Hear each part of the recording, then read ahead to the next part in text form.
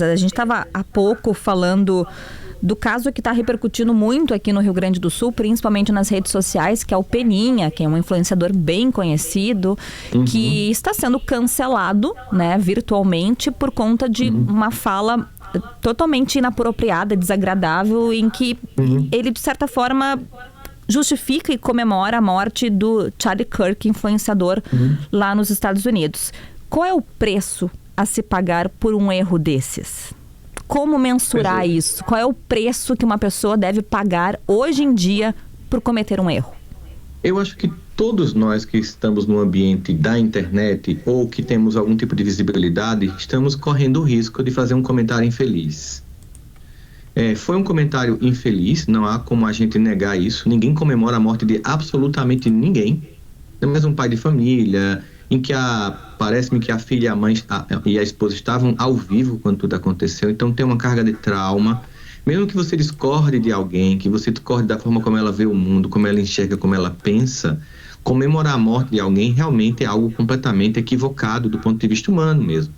Por outro lado, a gente também tem que imaginar que quem de nós não comete um erro, né? E aí você cancelar a história inteira de um indivíduo por causa disso, eu acredito que com o tempo, eu acho que o próprio Peninha vai rever essa postura dele, né? Eu acho que ele vai, em algum momento, se desculpar, dizer que foi realmente um equívoco e exagero. E tudo que ele fez como historiador, enfim, como pensador, não vai... E até porque o cancelamento da internet é assim, você é cancelado hoje, amanhã vão cancelar outra pessoa, amanhã outra pessoa. Daqui a pouco, quem foi cancelado há 15 dias atrás, ninguém nem lembra mais, a pessoa voltou a falar. Quantas pessoas foram canceladas e voltaram? Dito isto, eu reafirmo, foi muito infeliz o comentário dele, mas tem uma história por trás dele, de contribuição à cultura, enfim, né? A gente sabe que, por exemplo, se tivesse acontecido um evento oposto, se alguém tivesse sido assassinada no outro espectro político, alguém da direita também terminaria fazendo um comentário infeliz. Só que como as pessoas estão querendo jogar água na fervura, elas dão visibilidade às pessoas que se equivocam no comentário. Esquece que a maior parte está indignado, chocado, lamenta profundamente. Não somente isso, lamenta o mundo como está. Se bem que quando você olha do ponto de vista mais histórico, eu acho que é importante, Paulo, Mari e Gabriel, a gente fazer isso, nos Estados Unidos sempre se matou pessoas no campo da política. Veja Kennedy, veja Martin Luther King. O que tem de novo nesse lugar é que as pessoas que matam são jovens, né, que não era o passado, e que estão voltadas a esses custódios da internet. Mas que matar pessoas e pessoas políticas nos Estados Unidos tentaram contra o Reagan, o próprio Donald Trump, ou seja, mas tanto no caso do Donald Trump como do Kirk, foi jovens que estavam ali tomados pelo ódio, que é manipulado pelas pessoas que querem manipular as pessoas através do ódio, dividi-las e tomar poder. E isso acontece no espectro todo político. A gente está num momento doente, tá? Porque se você é contra um lado, você só leva bala de um lado. Mas se você resolve fazer um comentário equilibrado para os dois, você é atirado pelos dois, você é alvejado pelos dois, né? Então, assim, qualquer pessoa que chame o discurso do diálogo, da ponderação, é chamado de omissa, em cima do muro, porque assim, você tem que ou estar doente de um lado ou estar doente do outro. Mas quando você vai para as pesquisas, a maior parte das pessoas só querem cuidar dos seus filhos, pagar seus boletos, voltar para casa em paz, enfrentar os próprios desafios, uma mãe que está com câncer, um pai que é alcoólatra, um filho que foi para as drogas. Tem tantos desafios que cada um de nós carrega todos os dias, que colocar como sobreposição a tudo isso um ódio alimentado só torna a vida muito mais irrespirável. Ô Sandro, tem um ponto que sempre me chama a atenção, que é o seguinte: a Mari estava contando ali que esse rapaz... Não tô ouvindo vocês não, tá? Não tá me ouvindo? Só pra saber, assim, não tô ouvindo vocês. Eu acho que há algum problema no teu retorno, então vamos ver. Agora voltou. Voltou? Tá, perfeito. Me ouve bem, Rossandro? Tá. Agora perfeito. Não, eu tava pensando que a Mari disse ali, né, que esse rapaz que matou o Charlie Kirk se diz um antifascista, né, Mari? E aí é quase... É um absurdo, que é uma ironia, porque o cara se diz antifascista e uma pessoa com a qual ele discorda, ele mata. Quer dizer, é uma pessoa que tem uma veia fascista, inegavelmente, né? Outras pessoas com frequência chamam de comunista. Os outros são pessoas, às vezes, que manifestam algum tipo de conteúdo muito homofóbico. Por exemplo, que era o caso do Charlie Kirk, inclusive, que todo mundo que pensa ao contrário é comunista e tal. Mas, na verdade, acaba, de certa forma, remetendo a regimes comunistas que perseguiam, inclusive, homossexuais, né? Mas então, assim, acho que nunca foi tão certo aquilo que Freud dizia, né? Quando Pedro fala de Paulo, sei mais de Pedro do que de Paulo, né? A pessoa está falando de si própria, né? É uma coisa impressionante. Eu queria que tu comentasse um pouco sobre isso, Rossandro, sobre esses rótulos, essas etiquetas, né, que tem se colocado hoje, racista, comunista, fascista, com outras palavras, Mari, muito desgastadas, golpe, liberdade. Quer dizer, se tudo é golpe, se tudo é liberdade, se tudo é fascista, ninguém nada é golpe, nada é... Eu queria que tu falasse um pouco sobre isso, sobre como a gente está desgastando palavras no momento em que a sociedade parece realmente perdida sobre o que elas representam, sobre o peso histórico que elas deveriam ter. Eu vou trazer aqui uma frase do George Orwell, que foi dita décadas atrás, antes das redes sociais da internet. Ele diz assim: é assustador que as pessoas tão ignorantes tenham tanta influência. Isso naquela época. Agora imagina hoje, que a gente tem um monte de micro-influenciadores que estão mais preocupados em lacrar e entrar no hype das discussões, em usar a lógica do algoritmo que gosta de ódio, de divisão. Só para a gente entender, quem está nos ouvindo. Você nunca consegue ligar para alguém e passar meia hora elogiando. Você não consegue. Mas você consegue passar meia hora esculhambando a pessoa. Não consegue? Você consegue. Aí o algoritmo é desse jeito, assim. Você não consegue ficar ali, por exemplo... Vamos imaginar uma cena. Vamos imaginar que aí, em Porto Alegre, hoje, aconteceu uma tragédia de uma criança ser jogada por um pai ou uma mãe aconteceu com a Isabela Nardoni, aquela história que a gente viu tão trágica. Isso viraria notícia, a gente ia comemorar um ano, outro ano. Um ano atrás, o Joãozinho foi jogado pelo pai no prédio, todo mundo falaria sobre isso. Ou foi afogado no Rio Guaíba, qualquer coisa que o valha. Se acontecesse o seguinte, uma criança estivesse no prédio e sozinha caísse e o vigilante salvasse essa criança, isso viraria notícia em uma semana só. Então existe um viés de negatividade na nossa mente, que é antropológica. Nós temos a tendência a dar muita importância ao que é negativo. Primeiro ponto. E isso alimenta a lógica das redes sociais, né? Ou seja, fake news tem característica. As pessoas começam a ter ódio, ter raiva, querem compartilhar. Ninguém compartilha coisas leves, elas querem compartilhar coisas que dão raiva, que dão ódio. Então, quem se alimenta dos likes, quem tem um canal do YouTube que quer que você curta, compartilhe e veja o vídeo para poder ganhar a graninha dele lá em casa, tá pouco se lixando pro ódio que tá gerando. Ele quer pagar as contas dele, não importa o mal que ele faça à humanidade. E nesse ponto, tanto num espectro político como no outro, tem gente ganhando com isso.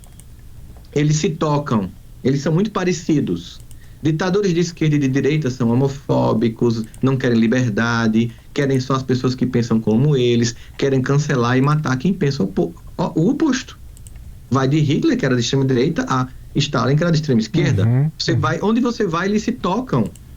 E existe um meio de sociedade que está alheio a tudo isso. Tem gente que nem internet tem em casa, sabe? Que está querendo pagar a conta, que está querendo chegar no final do mês e poder pagar a luz. Eu acho que também a gente, eu entendo, inclusive, que a mídia tradicional, ela está sendo muito atacada, porque nessa era do discurso e da guerra de narrativa, qualquer mídia que discorda é atacada brutalmente.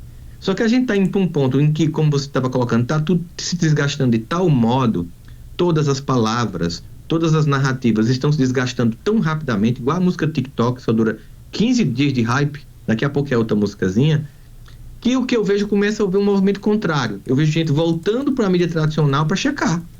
Porque ninguém sabe mais onde é que está a verdade, né? Todo mundo... eu sou o dono da verdade, todo o outro deve ser destruído, cancelado e morto. Qualquer pessoa que prega que o lado oposto é do mal, tem uma visão pequena, maniqueísta e manipuladora. É He-Man contra esqueleto, Thundercats contra Munrap, Pio contra Frajola. O mundo é mais complexo do que isso. A pessoa que você ama em casa é também a pessoa que te machuca, porque conhece tua história, diz uma coisa que te incomoda num evento público, numa festa de família, te expõe um segredo, mas é a pessoa que você ama, que você dorme, que você faz amor com ela. É assim que é a vida. A vida é mais complexa. Agora, o que a gente está vendo hoje, Paulo, Gabriel e Mari, é o ciclo histórico, né? A gente teve isso em 39, que terminou gerando a Segunda Guerra Mundial, assim, um apanhado de ódio. A gente está vivendo esse ciclo, ele repete historicamente, E ele só não está pior porque, com todas as críticas que nós possamos fazer devidas às muitas instituições que existem no mundo, sem elas, a gente já estaria numa guerra direta, tá? Mas eu quero pegar um ponto que ninguém percebe por trás de tudo isso. Nos anos 70, eu vou muito aos Estados Unidos, semana que vem eu vou fazer palestra lá novamente. Nos anos 70, um americano, em 2 anos, comprava uma casa de trabalho. 2 anos de trabalho, ele comprava uma casa. Agora, isso é também aqui, tem gerações que nunca vão nem conseguir comprar uma casa mais, tá? As pessoas tiveram uma queda na renda absurda e violenta.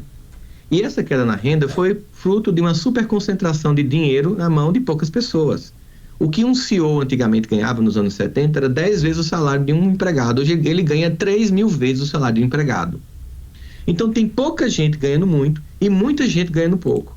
Então, na verdade, é mais fácil eu dizer para você que o inimigo é o imigrante, que é o gay, que é o fascista, que é o nazista, que é o da esquerdopata, que é, sabe, que é o gado, qualquer nome que você vá dar. É mais fácil dizer para você que o problema é o outro do que ter um sistema muito injusto por trás que está ferrando todo mundo. Vamos pegar o caso do Ítalo Santos, que foi denunciado por Felca e realmente fazer uma coisa terrível e foi preso. Agora, e o que foi feito com as redes sociais que permitiram todo esse tempo esse conteúdo continuava e que continua até hoje com outras pessoas, com outros Ítalos Santos da vida? Ninguém consegue atingir o problema real. É verdade. A gente atinge as pessoas digamos assim, na borda da sociedade, mas os verdadeiros, aspas, criminosos, ou seja, as instituições que estão aí ganhando dinheiro com ódio no mundo, são inatingíveis, entende? Se prende o Ítalo, mas as redes que permitiram que o conteúdo dele, que outros continuem continuando, ninguém consegue tocar, porque eles têm poder, eles manipulam pessoas, eles financiam deputados, senadores em vários países. Então existe uma coisa muito acima, né, que está gerando esse jogo de nós uns contra os outros para que esse povo fique, ninguém veja. Vamos continuar fazendo eles se odiarem para que ninguém veja que nós somos o problema real.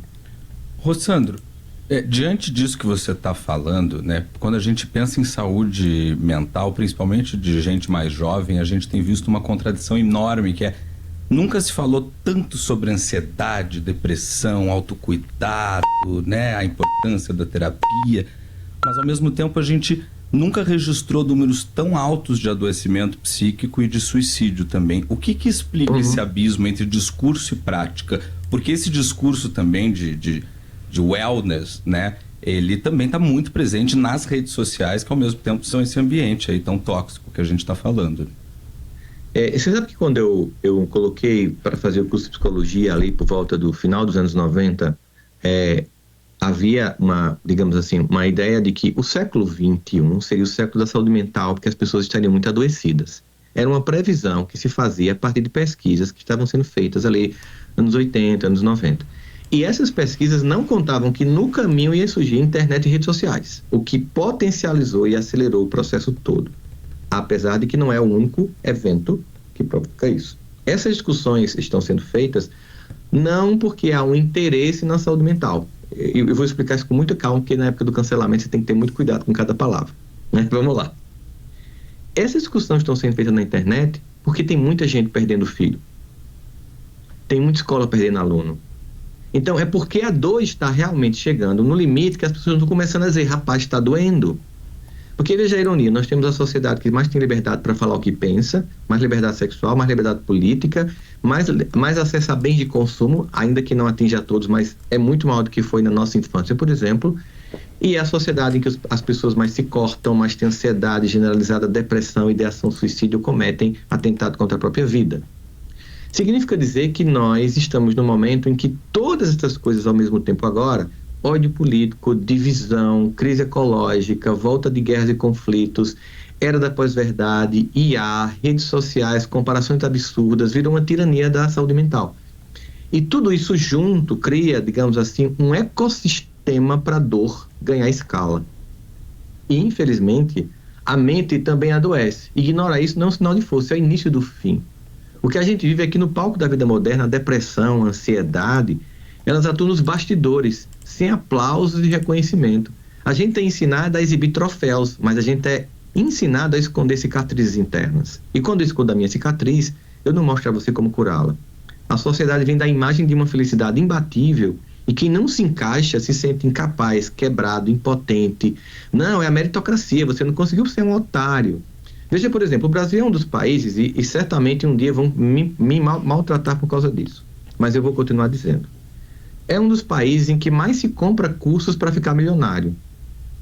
E se 1% das pessoas que compram curso para ficar milionário ficassem milionárias, a gente já era Coreia do Sul. Na verdade, só uma pessoa está ficando milionária nessa história. A pessoa que vende o curso. O vendedor. Então, na verdade, no fundo, as pessoas querem receita de bolo. Por exemplo, muitas pessoas me pedem assim, Rossandro, faz um curso de como se tornar... Eu fui, inclusive, recentemente fazer palestras em Boston e fui a Harvard falar sobre... Eles queriam saber como é que eu saí do interior da Paraíba, me tornei conhecido, tal. Gente, eu posso até falar para vocês, mas não é receita de bolo, porque tem variáveis que nem eu controlei, que aconteceu. Um vídeo que viralizou sem que eu tivesse colocado no ar, não sei nem quem foi, um convite que surgiu para ir para a TV. Então, se eu quisesse fazer um curso como se tornar uma pessoa desconhecida e ficar nacionalmente conhecida, gente, eu ia vender feito água. Mas é mentira. Não tem receita de bolo. A gente adora isso porque a gente quer, e eu entendo, eu não critico quem queira isso, porque é humano, a gente quer atalho. Atalho é igual a quando o ex lhe coloca numa bocada ruim. É muito perigoso, tá? Rossandro, bom, 10h48, participe de mais uma edição do Bazar Cláudia Bartelli and Friends no Iguatemi. Mais informações no site iguatemiportoalegre.com.br. Open Campus PUC, venha conhecer a melhor universidade privada do Brasil. Dia 26 de setembro, inscrições abertas. Uma nova identidade mais simples, sólida e única. Savaralto agora é Savar, a mesma excelência, só mais fácil de lembrar. Sicredi, conte com quem tem orgulho de suas raízes e apoie o povo gaúcho. Somos do Sul, somos do Brasil. Rossandro, a gente teve um fato nos últimos dias e hoje veio a público que a Universidade Federal de Rio Grande, a FURG, uma universidade que fica aqui ao sul do nosso estado, suspendeu as aulas até sexta-feira porque 2 estudantes tiraram a vida neste mês de setembro. Esse que é o mês da saúde mental, né? O Setembro Amarelo é um mês que a gente fala muito sobre isso e eu acho que conversa um pouco com a pergunta do Gabriel, né? Em momentos que se fala tanto de saúde mental, de terapia, que as pessoas estão tomando remédio, buscando ajuda, por que ainda assim a gente tem casos de suicídio, casos que chocam, casos tão próximos como esses 2 casos de Rio Grande? O que a gente pode falar sobre isso? Mari, falar sobre um assunto não tira a dor de quem está sofrendo. Alerta sobre a sociedade como um todo. Na verdade, as pessoas que atentam contra a própria vida, a gente tem que se perguntar, antes de perguntar porque alguém desistiu, vamos nos perguntar o que foi tirado dessa pessoa. A esperança, a família, a conexão, o sentimento de pertencimento, a ideia de que ela pode progredir na vida, sabe? De que pode haver um amanhã. Então, no fundo, as pessoas que desistem, elas desistem porque algo foi tirado delas. A gente falar sobre o tema é importante, falar sobre isso, levar isso para as escolas, desenvolver saúde emocional nas escolas é importante, mas ainda assim, nós não vamos conseguir dar conta de toda a fragilidade da dor individual de cada sujeito no planeta, com 8 bilhões de pessoas. Tem gente sofrendo profundamente enquanto a gente está aqui falando. Tem gente agora que está indo se despedir, sabe, de alguém que ama. A gente teve uma pessoa da nossa família que perdeu no mesmo ano o marido, o filho e a filha, né? E recentemente ela teve um derrame no olho de tanto chorar. E as pessoas foram criticar. Eu digo, mas vocês estão criticando uma mãe que perdeu o marido e 2 filhos em menos de 300 dias. Eu acho que eu nem sei o que eu estaria vivendo no lugar dela. Verdade. E as pessoas, em vez de apoiar, elas vão criticar. Acho que a gente precisa também se perguntar como é que eu, como sujeito, para além de nós que estamos aqui fazendo campanha, ajudando na consciência coletiva, como é que eu, João, Maria, posso ser um instrumento de cura na vida dos outros, de ajudar, de ouvir e de realmente dizer assim, você não está só. Existe hoje uma solidão muito grande, inclusive a internet colabora com isso, porque dá uma sensação falsa de que a gente está acompanhado e a gente não está acompanhado. Você pode ter 1000 amigos online, mas para quem você liga às 3 da manhã? Quem te socorre no dia de dor? São perguntas que precisam ser feitas. Rossandro, eu queria pegar uma carona rápida nessa tua resposta. Até que ponto a nossa sociedade está preparada para assumir que saúde mental não é só uma questão clínica individual de cada um, mas é também um problema político, né, social, cultural. Quer dizer, o caso da FURG mostra um gesto de cuidado, mas também a imposição de um limite, de um agente externo e comunitário, né? Sim.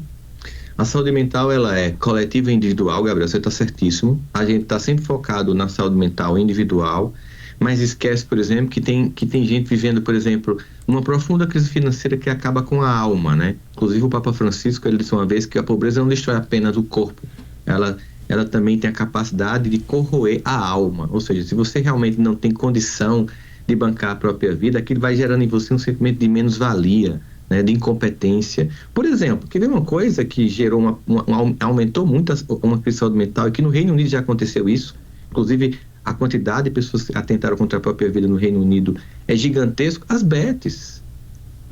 Você vai ver que quem votou a favor das Bets? Gente da esquerda e da direita, gente. Né? Então, assim, porque na hora que o interesse deles bate, eles são unidos e o povo brigando. Como é que se permite que as pessoas tenham acesso a apostar? Então, tem pessoas que estão deixando de comer para apostar. A gente tem que entender que tem medidas que não podem ser tomadas apenas individualmente. Não somente só eu responsável por minha saúde mental. É a mesma coisa que ser o seguinte, ó. Se a saúde mental é uma responsabilidade só minha, vamos pegar isso aqui. Então, a segurança pública também é só minha responsabilidade. Não precisa ter policial na rua, basta cada um ter sua arma. Resolvemos o problema. A gente ia ter um bang-bang.